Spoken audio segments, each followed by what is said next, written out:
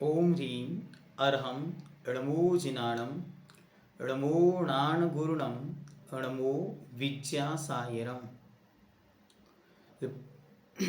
मूकमाटी महाकाव्य, page number 152, अंतिम paragraph. पूज्यवर महाकवि आचार्य भगवंत क्रमशः सप्तरसों का वर्णन कर रहे हैं और उसी बीच सारे रसों में जो सर्वश्रेष्ठ है उसका नाम है शांत रस। यहाँ करुणा की चर्चा चल रही है, आइए उसको आगे देखते हैं। शिल्पी को स्तब्ध देखकर, स्तब्ध मतलब रुका हुआ, ठहरा हुआ, स्थिर देखकर क्या करुणा की पालड़ी भी हल्की पड़ी। इतनी बालिकी खाल तो मत निकालो, कहती कहती करुणा रो पड़ी। अब लेखनी बहुत कुछ गहराई में जा रही थी, तो इतनी गहराई में जाने की क्या आवश्यकता है। अरे इतना गहरा क्यों जा रहे हो, ऐसा देखकर करुणा रोने लगी। इस पर शिल्पी कहता है, रोना करुणा का स्वभाव नहीं है, बिना रोए करुणा का प्रयोग भी संभव नहीं। करुणा का होना और करुणा का करना, इन दोनों में अंतर है, तथापि इतनी अति अच्छी नहीं लगती। सुनो, करुणा महाराज समझा रहे हैं, क्या कह रहे हैं महाकवि, इतनी भी अति अच्छी नहीं लगती। क्या करो, एक तो करुणा का होना और एक करुणा का करना, दोनों में बहुत अंतर है। दोनों मानो एक सिक्के के दो अलग अलग पहलू हैं, एक दूसरे से विपरीत। इस बात को मानता हूं कि बिना खाद डली खेत की अपेक्षा खाद डली खेत ही वह फसल लहलहाती है, परंतु खाद में बीज बोने पर तो फसल जलती दहदहाती है। हाँ हाँ, अनुपात से खाद जल दे दिया जाए, दिया खेत को, बीज बिखेर दिए खेत में, फिर भी बीज वे अंकुरित नहीं होते, माटी का हाथ उन पर नहीं होने से। इतना ही नहीं, जिन बीजों पर माटी का भार दबाव बहुत पड़ता हो, वे भी अंकुरित हो नहीं आ सकते भू पर, दम घुट जाता है उनका भीतर ही भीतर। एक एक उदाहरण दृष्टांत ऐसा लेके आते हैं गुरु महाराज कि सामने वाले के हृदय को जैसे मानो छू जाए। कितना मार्मिक प्रसंग है, कितनी गहराई तक लेकर जा रहे हैं। देखो, बीज है, वही बीज खाद में गिरता है तो बड़ा सुंदर उत्पन्न होता है, लेकिन यदि खाद की मात्रा अधिक हो तो बीज नष्ट हो जाता है। वही बीज यदि ऊषर भूमि पर गिरता है तो उगता नहीं है, और वही उस मिट्टी में बहुत गहराई में चला जाए तो वो भी नहीं उगता। तो कह रहे हैं वो अंदर अंदर ही मानो उसका दम घुटने लगता है। मां प्रकृति से करुणा की पीड़ा, लेखनी की वक्तव्य को सुनकर भी शिल्पी अप्रभावित निश्चेष्ट रहा। लगता है उसने करुण रस को भी स्वीकार नहीं किया। करुणा का प्रभाव उसके मन पर कुछ नहीं पड़ा। यह स्थिति देखकर इतनी बालिकी खालतू मत निकालो, अर्थात ज्यादा सूक्ष्म दृष्टि से परीक्षा मत करो, कहती हुई करुणा रो पड़ी। इस पर शिल्पी कहता है कि करुणा से रोना करुणा का स्वभाव नहीं है। ध्यान से, बिना रोए करुणा दिखती नहीं, अलग बात है, लेकिन वास्तविकता में करुणा और रोने में बहुत अंतर है। ये बात अलग है कि करुणा जब प्रकट होती है तो आंखें भींग ही जाती हैं, पानी आंखों में आए बिना रहता नहीं।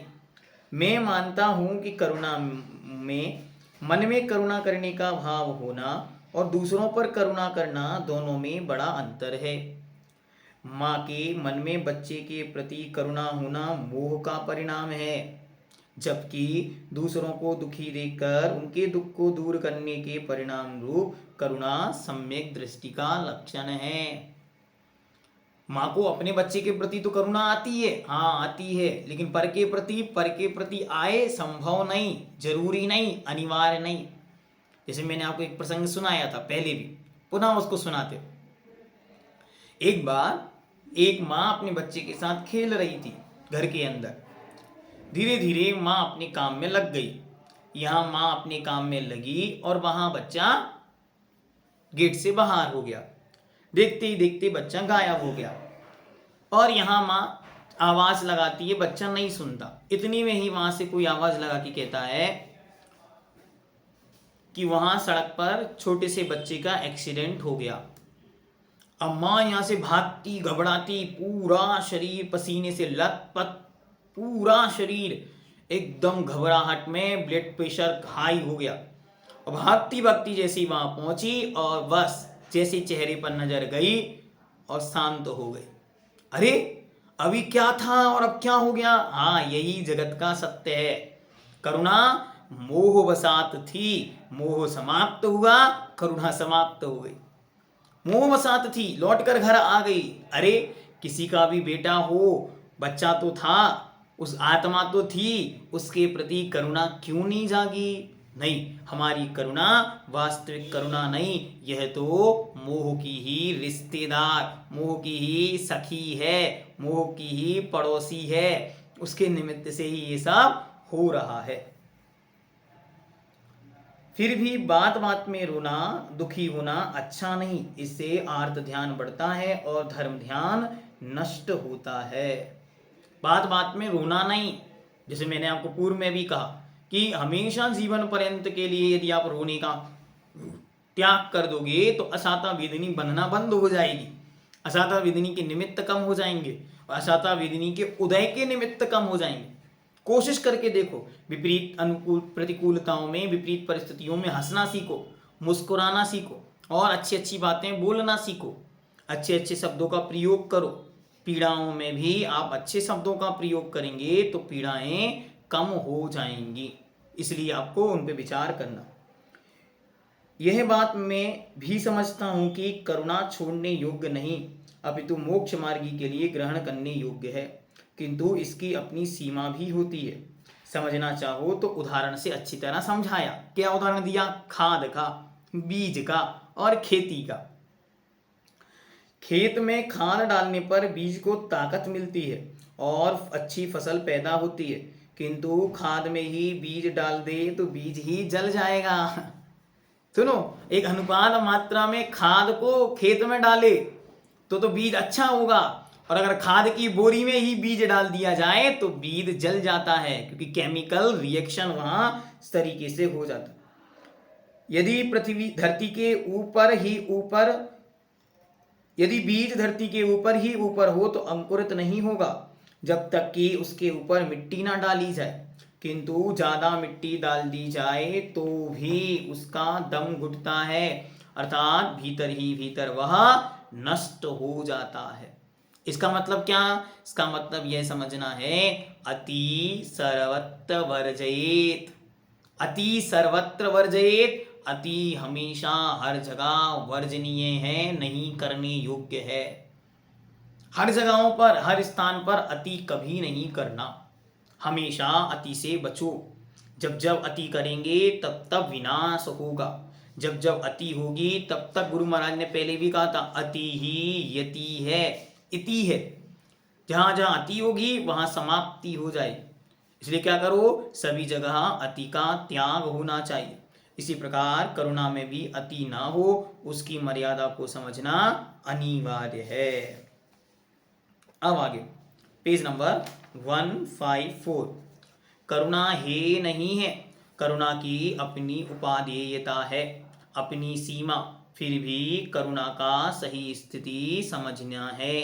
करुणा की सही स्थिति को, परिस्थिति को समझना है। करुणा क्या है और कैसी है।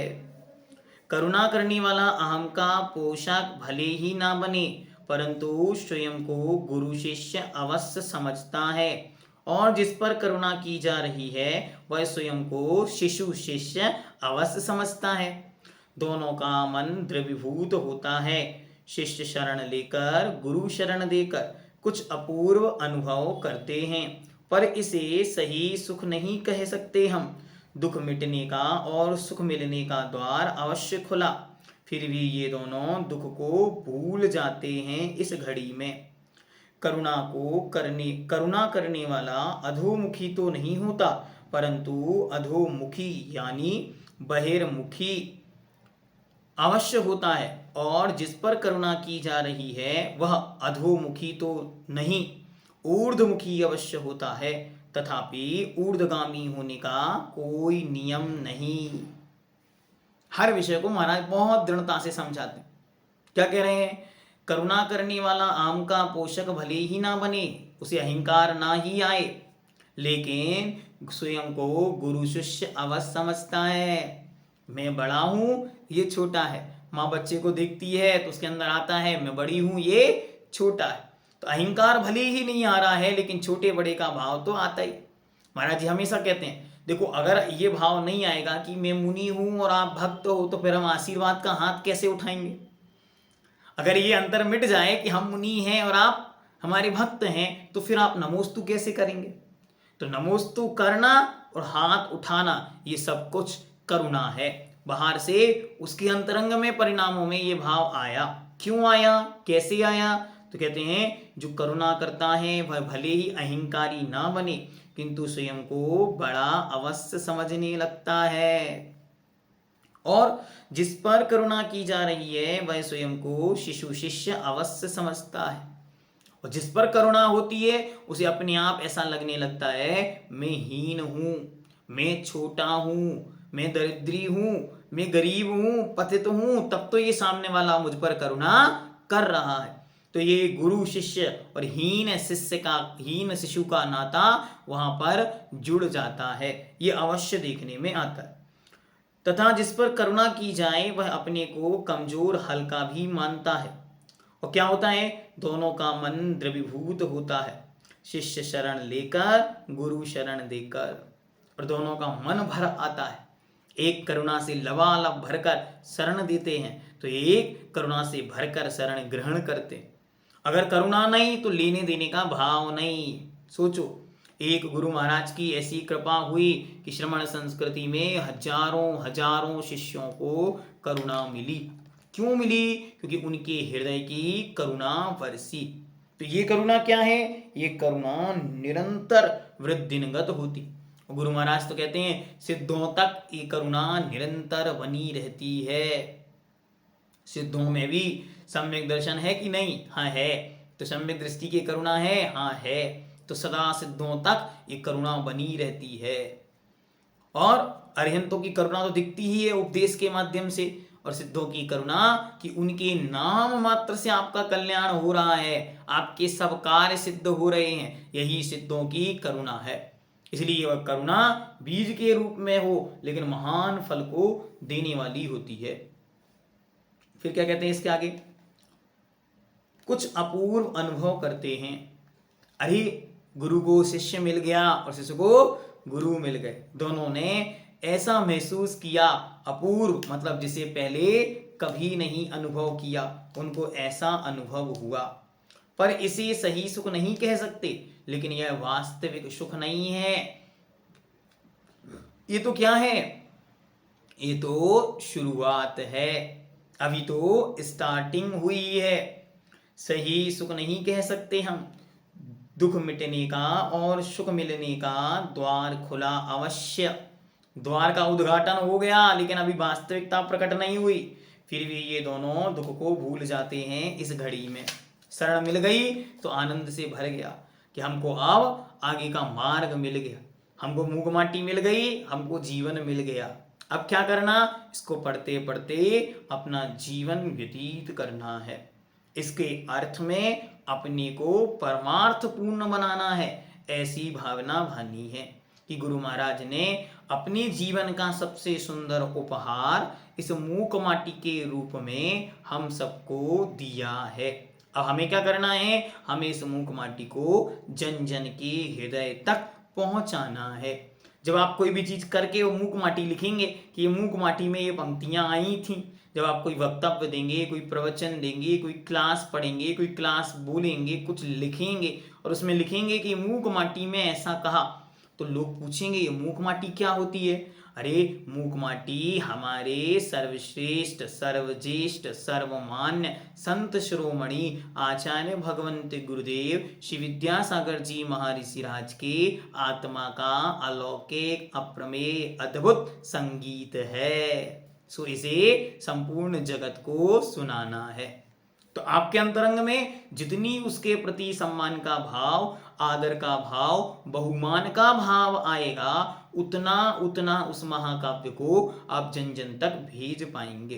तो इस बार एक कर्तव्य करना है, एक भाव रखना है कि गुरु उपकार महोत्सव कैसा हो, मूक माटी के साथ हो, मूक माटी के साथ साथ ये जीवन चले, जैसे मूक माटी में वर्णित है उस तरीके से हम अपने आप को आगे बढ़ाएं।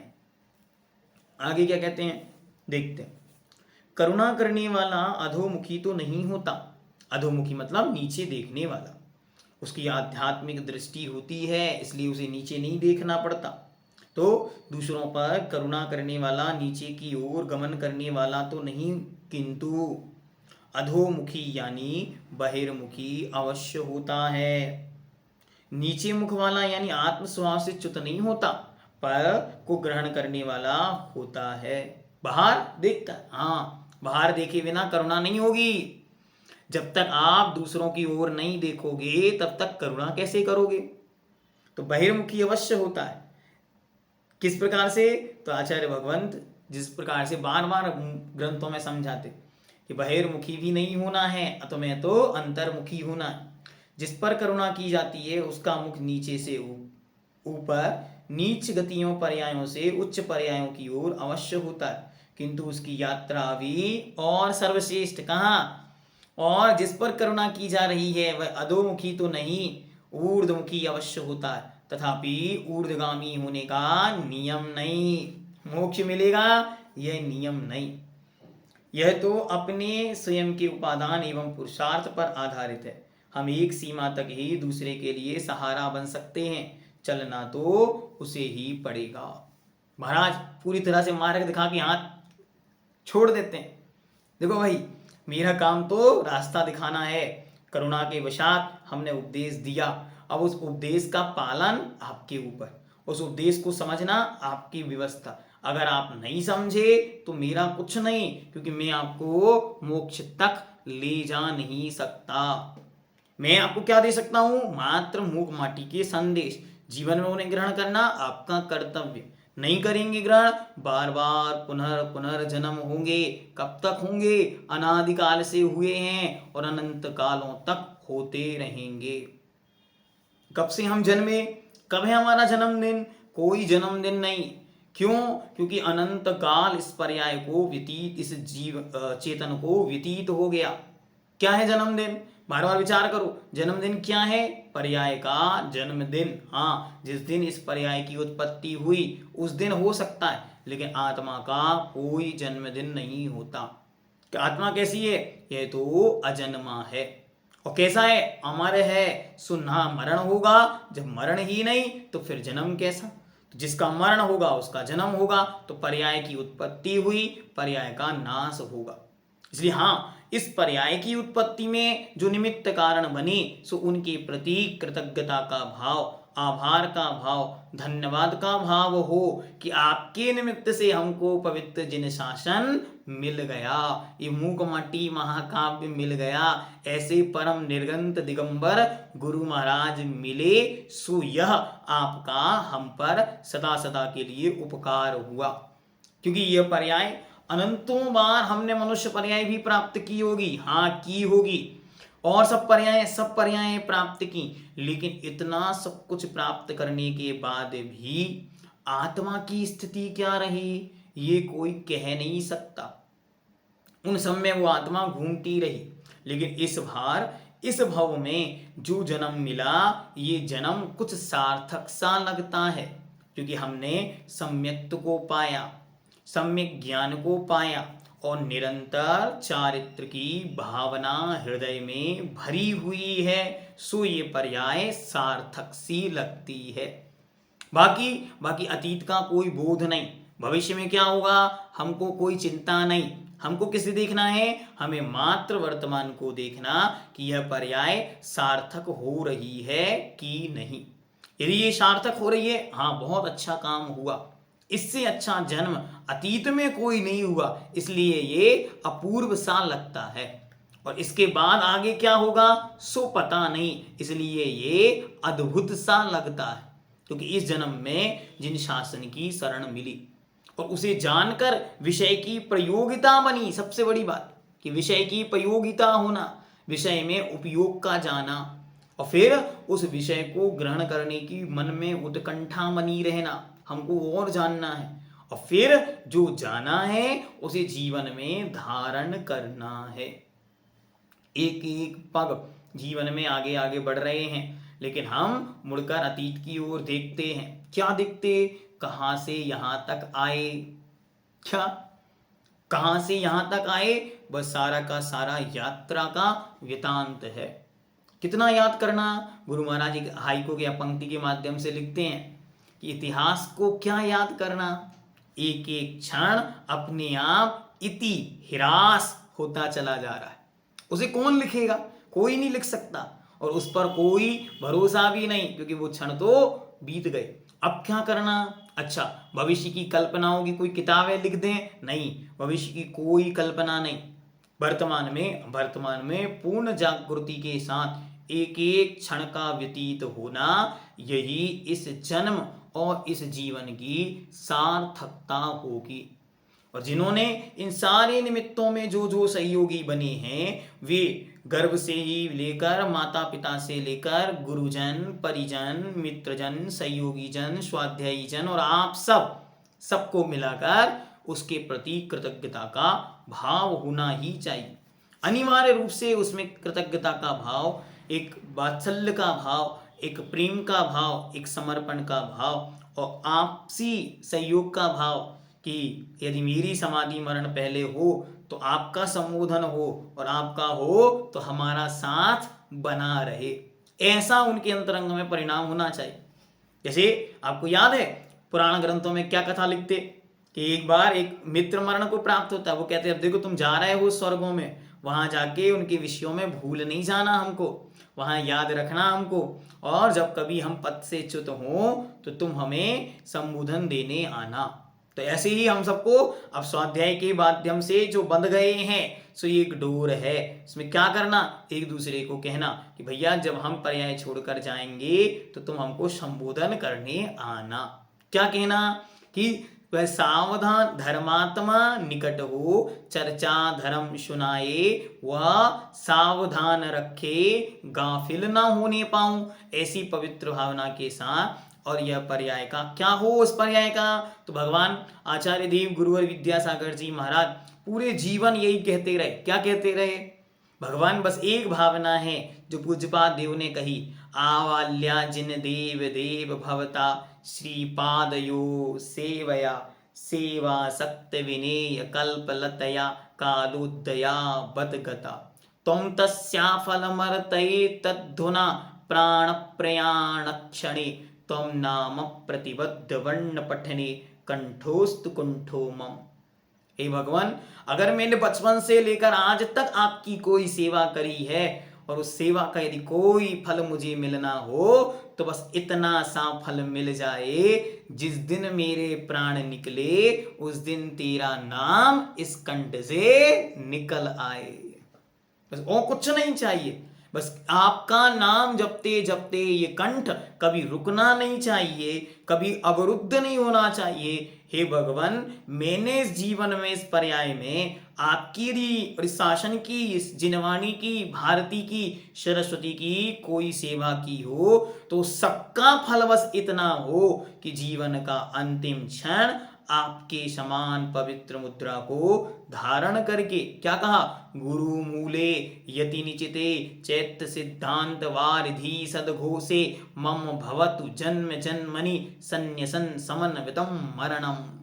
जन्म जन्म में मेरा मरण कैसा हो? तो कहते हैं गुरु मूले, गुरु महाराज का तो मूल हो, अर्थात गुरुओं के पाद मूल में हो, और गुरु मूले यति निचिते, और चारों तरफ कौन? साधु महाराज विराजमान हो। गुरु मूले यति निचिते चैत्य सिद्धांत वारिधि सदघोषे। हे भगवान, आपकी पवित्र सुंदर कुंडलपुर के बड़े बाबा जैसी अभूतपूर्व जिन प्रतिमा विराजमान हो, और क्या हो रहा हो, सिद्धांत वारिधि सदघोषे, जिनेन्द्र भगवान की पवित्र वाणी का शंखनाद हो रहा हो, और ऐसा मरण संन्यासन समन्वितम मरणम, संन्यास से युक्त अर्थात चारित्र से युक्त, सम्यक्त से सहित, समाधि पूर्वक, संलेखना पूर्वक मरण करके क्या करूं मैं, इस भवसागर से पार हो जाऊं। बस इस जीवन की सार्थकता वहां तक है। और जीवन भर क्या करना, जीवन भर एक चीज पर फोकस्ड रहना। क्या है वो फोकस, राग द्वेष निवृत्ति चरणम प्रतिपद्यते साधु। राग और द्वेष की निवृत्ति के लिए साधुओं ने ये चारित्र का मार्ग ग्रहण किया है, कहा है। सो क्या करना, निरंतर राग द्वेष को कम करने का भाव करना, क्षण क्षण बस एक काम करना हो, कुछ नहीं करना, राग द्वेष कम होता चला जाए। अहिंसा हमारी उपास्य देवता हो, और वीतरागता हमारा आचरण का मूल श्रद्धा का मंत्र हो। मूल में श्रद्धा में वीतरागता हो, आचरण में अहिंसा हो, बस इतना सा तो मार्ग है। और जिसे ये मार्ग मिला वे सब अपने आप को सौभाग्यशाली मानो, और अपने आप को बार बार कहो, उन माता पिता को याद करो, उन्हें नमन करो जिन्होंने ऐसे संस्कार दिए कि जिन वाणी सुनने सुनाने का सौभाग्य मिला, पढ़ने पढ़ाने का भाव जगा। वरना क्या होता, जैसे संसार में सब जीव पढ़ते हैं, लिखते हैं, पढ़ लिख के खो जाते हैं, ऐसे खोना नहीं, अब जागृत होना है। और इस जीवन का यही संकल्प, यही भावना बनी रहनी चाहिए। पर्यायों से अनंतों बार जन्म हुआ और अनंतों बार मरण हुआ। उस जन्म मरण की ओर देखते हैं तो ऐसा लगता है कि घबराहट होने लगे। ऐसा लगता है अरे इतनी बार जन्म, इतनी बार मरण, फिर कैसा जन्मदिन। विचार करो, इतनी बार जन्म, इतनी बार मरण, फिर भी जन्मदिन। हाँ, घबराहट होगी, बिल्कुल होगी। भावना यही भाव, हे भगवान, क्या आज किनका जन्मदिन है, आज नमीनाथ भगवान का जन्मदिन। तो नमीनाथ भगवान से कहो कि जन्मों के कष्टों का सेना नाथ हमारा मिट जाए, पूज्य जन्म कल्याण यही सो आज मनाने हम आए। क्या कहो बार बार, जन्मों के कष्टों का सेना नाथ हमारा मिट जाए, जन्मों के कष्टों का सेना नाथ हमारा मिट जाए, पूज्य जन्म कल्याण यही सो आज मनाने हम आए। कितनी सुंदर पंक्ति है। ये पंक्ति बार बार पढ़ो, जब जब कल्याणक आए उस दिन याद करो कि पूज्य गर्भ कल्याण यही आज मनाने हम आए। कितना कष्ट है जन्म का, तो उन्होंने कहा जैसे निसरत जंती से तार हो, जैसे गन्ने की मशीन में से जब आप वो बना रहे हैं जूस, तब जैसे उसमें से तार खींचता है, गन्ने को खींचते हैं, ऐसे उसमें से योनि स्थान से, उत्पत्ति स्थान से उस शिशु को, उस बालक को खींचा जाता। ऐसी पीड़ा, हाँ, गर्भों की पीड़ा कैसी है, 9-10 माह कोख में रखकर माँ ने मुझको पाला था, किंतु फिर जन्म देकर इस भव सागर में डाला था। फिर उपकारी परमोपकारी गुरुदेव मिले, फिर उन्होंने क्या किया, फिर गुरुदेव मिले सच्चे जिन धर्म कोख में पाला, और फिर उन्होंने अपने शासन की शरण में हमको लेकर और जिनवाणी के गर्भ में हमको पुनर्जन्म देने के लिए उसके अंदर रखा, तब जाकर ये सुंदर जीवन पाया। तो अब लौटकर वापस किसी के गर्भ में ना जाना हो, ऐसी मंगल भावना और प्रार्थना निरंतर करनी। क्या करनी कि हे भगवान, बस अब तो जन्मों के कष्टों का सहना नाथ हमारा मिट जाए, पूज्य जन्म कल्याण यही सो आज मनाने हम आए। बार बार यही प्रार्थना करो क्या बस बार बार जन्मदिन ना आए, बार बार फिर जन्म ना लेना पड़े। हे प्रभु, तेरे 5 हुए कल्याण एक बार मेरा कल्याण कर दो, तेरे 5 हुए कल्याण प्रभु एक बार मेरा कल्याण कर दो, तेरे 5 हुए कल्याण प्रभु एक बार मेरा कल्याण कर दो। ओम ह्रीं अर्हं णमोचिनाणं णमोणाणगुरुणं णमो विच्यासायरम्। ओम सिद्धम। यही प्रार्थना वीर से अनुनय से कर जोड़, हरी भरी दिखती रहे धरती चारों ओर।